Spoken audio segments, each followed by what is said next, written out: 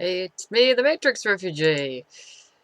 I know, long time no see. I got a little busy with life and was kind of feeling a little weird because that time of the month wound up being imminent and amongst other things, plus I was writing and working and somehow doing these video blogs just kind of got away from me and I feel really bad about that because I haven't been posting a lot in the way of journal entries and whatnot, but that's something I mean to get back to in one form or another, and that's one of the reasons why I got this web camera, because that seemed to be the easier course of action. But today is a very special vlog. Today is my birthday, my 38th to be exact. I know, I don't look 38. I did one of those, it was a little thing that was going around on Facebook. It was a little gadget where you upload a picture of yourself and it tells you how old you look based on, you know, uh, the average of how people age, and to my surprise, I got 27. I guess I look like I'm in my late 20s, which is not a bad thing, because aside from a few little health bobbles here and there, and, the aches and pains that go along with, my various, little crosses in life, I honestly don't feel like I'm in my late 30s. I more or less feel like I am in my late 20s, yeah. Well, physically. Mentally, according to one emotional quotient test that I did, I score at 19 emotionally on a good day. Which, okay, that's not a bad thing. I'd rather be thereabouts, maybe a little older, but I don't want to get too old emotionally because emotionally old people are not fun to be around, and I don't want to be not fun. Not fun is not fun.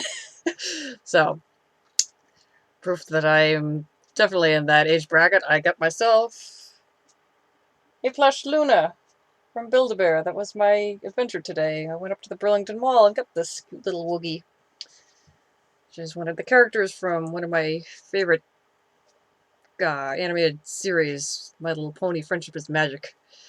Yep. I grew up with the original My Little Pony series and, collected a bunch of the little brushable plastic unicorns. So when they did the revival series and they started doing plushies, I was like, yay, plushies! Because I'd always wanted plushies, because, the brushable ones are fun, but you can't really snuggle with them when you're curled up in bed or you're reading a book or something, but this is just perfect. So yeah, I got myself a Luna. I've been waiting a long time for a Luna, aka Nightmare Moon. I do love her. I mean, I love her darkness. She's, she might have turned back to being good, but you do not want to mess with Luna. Which is what makes her a lot of fun. I mean, I love Twilight Sparkle because she's the one that's the most like me. She's always got her little snoot buried in a book. But, I like Luna too. I mean, she's just interesting, So, well, that was my adventure for today. I'm kind of spreading out the fun because, it's fun to spread out the fun over a few days.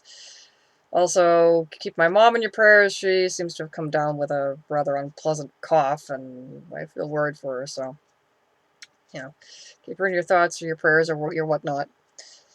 So, kind of, I would say things were a little muted today, but, we did I did a few fun things, me and my dad. We went out for dinner at Cracker Barrel.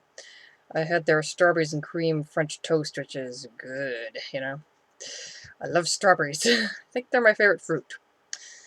Nice summer fruit. I don't really think of myself as being born in the summer. It's like, this is still late spring, We have not had, the summer solstice just yet. That's going to be in another week or so, it's still late spring. Although it did feel a little summery today, weather-wise. I mean, it was warm in the sun, but not too bad. It was middle 80s, thereabouts. No humidity to speak of, so that made it good. So, adventures taking buses and tooling around. I'm not really a mall person. It's like when I go to a shopping mall, it's like I have something in mind that I'm going to get. I don't really just browse around, although it's fun to window shop and watch people. That's mostly what I do when I'm in a shopping mall, when I'm, in between grabbing well, not grabbing things, but just, in between stops, it's like I'll be watching people. People are interesting. That's a good way to learn about writing characters effectively, is to watch people, watch their mannerisms. I won't exactly see it. I think it was John Steinbeck who said that the one the one class of people who are authorized to eavesdrop are writers. Because, you get ideas from snippets of conversation sometimes, or just learning how people talk. Your best bet is your best bet in learning to write dialogue is listening to how people talk. I mean, of course, you don't necessarily want to put in all the little ums and ahs that people do, but you want to get how people phrase things in order to get your dialogue to be convincing. So, I won't exactly go. Also, in my line of work, I can get away with eavesdropping because, there are people around me. I can't avoid listening to them. So, sometimes I have to listen to them because they might be telling these things they need to have done in between their talking to someone, which can get a little, did you just say that to me? you know? So, anywho, also, my folks got me a red velvet cake for my birthday, which is, red velvet I think is my absolute favorite cake flavor. It's red and it's chocolate. Okay, it's got a cream cheese frosting. What could be better? Also, a few little gifts. Some nice, nice fragrant soap for my mother. I like different. I like different scents of soap. I mean, I can always use a nice new bar of soap because you need soap, and you know getting different kinds is always good to have something different to scrub your hands with, or yourself, or whatnot. Also, a couple interesting shirts. One of which is kind of a gimmicky shirt which changes colors when you step out into the sunlight. So I might wear that tomorrow when I'm doing my errands, because that would be interesting. Hey, Renee, your shirt just changed colors. It's supposed to do that. Also, my dad got me a book that I had wanted for a long time. The title of it is Weird Massachusetts, and it's pretty much what it says on the title. It's a collection of all those little bits and pieces and bits and bobs about strange things around Massachusetts, strange landmarks and weird stories and UFO sightings and cryptozoological things, mystery critters like Bigfoot and the Pukwudgies. Yes, that is an actual word. It's a critter in Wampanoag lore. Apparently, it's like a little trickster thing that comes out of the woods and gets into your stuff if you're camping or whatnot. They're mischief makers. I mean, they're generally harmless, but they're annoying. And apparently there was one paranormal research group that I was kind of following their antics, read investigations rather. Although it seemed more like antics because these guys were kind of, I wouldn't say they were jokers, but they were, they took their work seriously, but they weren't, serious business. It was more, let's keep this light so we don't get too creeped out. And they did go looking for Pukwudgies in a forest. I think it was, oh, where was it? Was it Brimfield? Can't remember where exactly, but I think it was out in the western part of the state, but ah.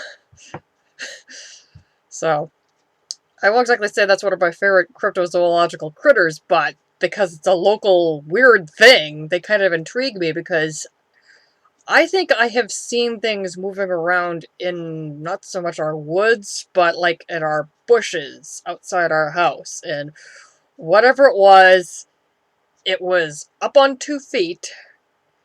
It was too short to be a person. It was too tall to be a raccoon up on its hind legs. I'm not sure what it was. For all I know, it could have been a Pukwudgie. Maybe. You never know. In this neck of the woods, in this crazy town. So. Man. Okay, so I think I'm going to sign off for now. I won't exactly say I'm running out of thoughts, but I probably should get this off to you so you folks won't think I fell off the face of the earth. So I hope you're all having a good day on this June 10th, 2015, and I'll chat with you soon. Take care.